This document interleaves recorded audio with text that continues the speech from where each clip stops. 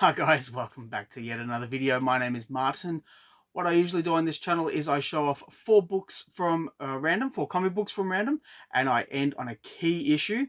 However, what I'm filming tonight is my modern comics. So every week I go down to my local comic book shop and I buy the stuff that's on my pull list. I have a bit of a look around the shop, and if there's anything on the shelves, I might pick that up as well. But yeah, it's just the comics that I bought. Let's see, what day is it? It's Thursday today. I was there yesterday. It was the stuff I bought yesterday. Every day is just merging into one here. But this weekend is Easter weekend, so Good Friday tomorrow. So there's a lot of opportunity to sit and read comic books. So it's going to be a fun weekend for me. So usually what I do is I show these books in alphabetical order, but I found that I was always ending the videos on an issue of Wolverine. And yeah, okay, that's okay. But I just thought I'll mix it up a little bit.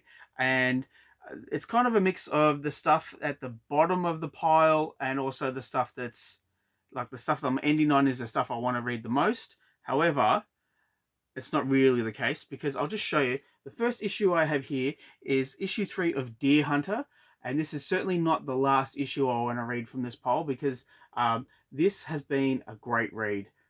If you're a fan of crime noir, if you're a fan of anthropomorphic characters, we have Buck here. He's a investigative journalist, and it's getting very dark. Issue 2 was especially brutal, had a lot of action in it, and it's written by Ryan K. Lindsay, who lives up in the ACT here in Australia. I've met Ryan a couple of times. He's a really nice guy, and he's a very, very talented writer. So when I found out that Mad Cave was having this uh, on their list, it was a immediate pre-buy for me. But this is the last issue, so I'll be very interested to see how Ryan wraps up the continuing stories of Buck. The next one I have for you is Dutch, issue 2 by Image. You can see it's Dutch because it's got it on the back, Dutch. Now, this is written by Joe Casey, and yeah, it's a little bit weird. I have to admit, I don't actually know who Dutch is, even though I did read the first issue. Um, he was in a previous series, which I just did not read. However, the first issue was a fair bit of fun, and I'm happy to get issue 2. Okay, now this issue is on the bottom of my pull list.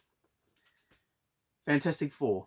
This is issue 18, and look, the covers are nice. The Alex Ross covers are nice, but oh my god, it is dead boring. And there's just it's lacking all uh just oomph and pacing's okay, I guess. But what I'm trying to get at is that there's no sense of urgency. It's very safe, but I've been told that Ryan North, Ryan North is a safe writer. Um, but yeah, I just look, when I started reading the Fantastic Four in the '90s, it was end of the world type stories. You know, you had Doctor Doom who was about to just destroy everything. You had Oculus was my first villain, but then yeah, you had Annihilus, you had Galactus. You had these characters that gave you a sense of dread. But yeah, that's severely lacking in this series, and it's also just a kick in the guts when every character in the book is the same character. They're all science experts, and that makes no sense. It's like if I was a police officer and everyone in my family knew the laws in and out of being a police officer. Yeah, like my wife, she's a horticulturist, and it's like I can just go to a nursery and I know exactly what to do, how she does it. It makes no sense. But anyhow, it is what it is. Good thing about Marvel is that you really don't have to wait that long, and a new creative team will come along and just kind of sweep everything under the rug. Now, the next issue I have for you, let's have a look. I can't even see my fingers over it. Issue 7 of Immortal Thor. Uh, Again, it's a series that is kind of, it's meandering. Uh, it's good. The artwork is very nice, but there's just no real sense of purpose. There's no real sense of story. Like you had Al Ewing on Immortal Hulk, and you had a sense of like an overall understanding of you're going to start from here and you're going to end here. Um, but with this, I don't know. It's just I just don't understand where this is going. Uh, and the only thing that's really keeping me is the artwork. But yeah, uh, I want to like it, but I'm also on the cusp of just saying, you know what, I read too much. This has to go, because I'm just I'm not digging it. But yeah, I'll continue to go with it. Okay, another issue of Vengeance of the Moon Knight. So this is issue 3. Um, just like Immortal Thor, just like Sensational She-Hulk. This series is also meandering, but what makes it even worse is that it's the same creative team as the previous volume, where it was like guest of the week type stories. It was just run of the mill. There was just no real sense like of story, of continuity, of progression. Yeah, progression. That's it. This series has no progression. It's just a series of events that happens every issue, and it looks really nice. And there's yeah, okay, there's a mystery of who is this Moon Knight. But you know what? After 3 issues, unless they tell me who it is in this issue, I couldn't give a stuff. Like, just tell us already. We don't care. We just want a fun story. And you've got a really good artist who's kind of lagging from a just a lackluster story. So, yeah, Marvel, come on, man. Now, issue 9 of Blade. Now, when this series came out, I was all guns a blazing. I thought this was it and a bit. It was the best I'd ever read of Blade. But 9 issues in, it's still very good. It's had some dips, some highs. Issue 7, especially for me, was just a great read. So I'm I'm getting the sense that it's leading into Blood Hunt, because obviously Blade's a big part of that storyline. So I'm continuing to read this, and I live in hope. As with everything, I live in hope that things are going to get better.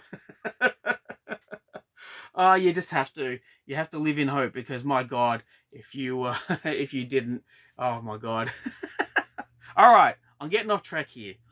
Let's see. We've got 5 more issues to go, and here we have April special by DC. I saw the solicitations for this at my local, and I snapped it up because of this boy here, Detective Chimp.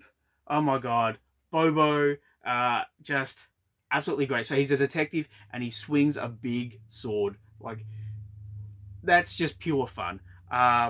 Yeah, and what else can I say? You got the Monkey King.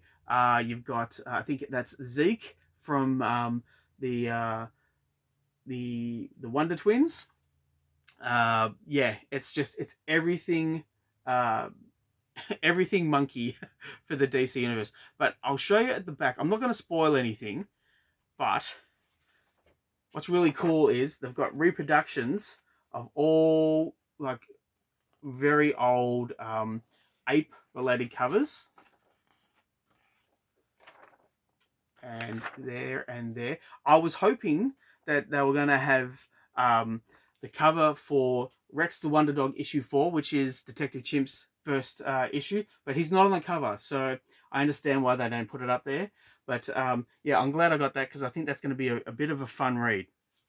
Okay, now the next issue is issue 7 of The Flash. I've looked through this, and for the last 6 issues have not impressed me. It's just, it's a non-linear story. It's very weird. It's so weird to the point that it makes no sense. And if it makes no sense to me, the reader, I tune out pretty quick. But I've realized what it is. It's the Mike Deodato Jr. artwork. So Mike Deodato, in the 90s, he was the go-to guy for action. but he's since adapted his style to a more blocky, more panelistic, panelistic style. So you'd have like 12 panels on the page, but your eye doesn't know where to look, and it all just kind of merges into one. And again, with the story being non-linear and the artwork being somewhat confusing, you tune out like that. However, we have Perez. I think it's Ramon. Let me just have a look. Oh well, look. I'll show you the artwork at least. It looks like a lot of really fun artwork. So I am very much looking forward to this. So yes, it is. It's Ramon Perez here. I'll show you that again. Ramon Perez. So this is his first. I'll hold it still for a second. This is his first run on the book, and judging from what I can see in here, I mean, like, look at this. It kind of looks like Scotty Collins back on The Flash, and I'm a big fan of Scotty Collins. So I am very much looking forward to reading this. That's actually at the top of my pile. What's also at the top of my pile is Green Arrow issue 10. Now, this was a lot of fun. The first 2 issues were great, and then we had the Night Terror storyline, which kind of did away with Green Arrow, and then it came back, and it kind of had to pick up steam a little bit. It quickly did, and so we had Joshua Williamson.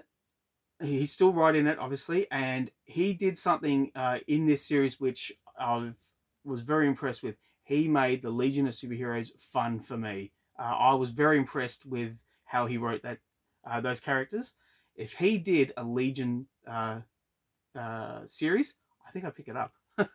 But yeah, so this is a lot of fun for me because I do like archery. I did it about 3 weeks ago with my kids, and I might have some bow and arrows back at home. But yeah, so there we go. Green Arrow issue 10. So I've got 2 more to go, and then that'll be it for the video. The next issue is issue 9 of Justice Society of America. Now this feels like a bi-monthly series in that it comes out every second month, and I just, for the life of me, I do not know why. I don't know if it's because Geoff Johns is too busy with other projects, with other media streams, or if it's the artwork. I just don't know, but I can tell you that every issue they knock it out of the park. It's a great read. It's fun. It's got a sense of history, and Geoff Johns clearly loves these characters, and it shows on every page. So I'm very much looking forward to reading this issue. Now, the last issue for the video is Batman Superman World's Finest, issue 25. It's the big anniversary issue. It has the Joker, it has Lex Luthor, and it has Steve Pugh on art duties. Now, I'm just going to see if I can find a page that doesn't... Oh my God. Far out. I've got to show you this. Steve Pugh has drawn Jonah Hex. I freaking love Jonah Hex. Wow. Okay, now check this out. Look, I just flicked to that page, and that looks great. I want to swear that's how much I love this image. Wow. Top of the pile. I'm going to read it tonight. I'm going to just absolutely love the heck out of this. Cannot wait. All right. I'm ending this video on a high. I'm in a good mood now. I was in a shitty mood before, but I'm in a great mood now. Oh, Jonah Hex. All right. Yes. All right. Please let me know what you think of the video. Please let me know what you think of the comic books. Have you read any of these? What do you think of them? When you make a comment, try not to spoil it for people. But yeah, let me know. I'll be very interested to see what you think. And I will respond to... I usually respond to all the comments, but if I don't, I will catch you at the next one. I've got 3 books to show off here, and they're pretty good. There's a 1 or 2 keys. Okay. Thanks, guys. I'll catch you at the next one. Bye.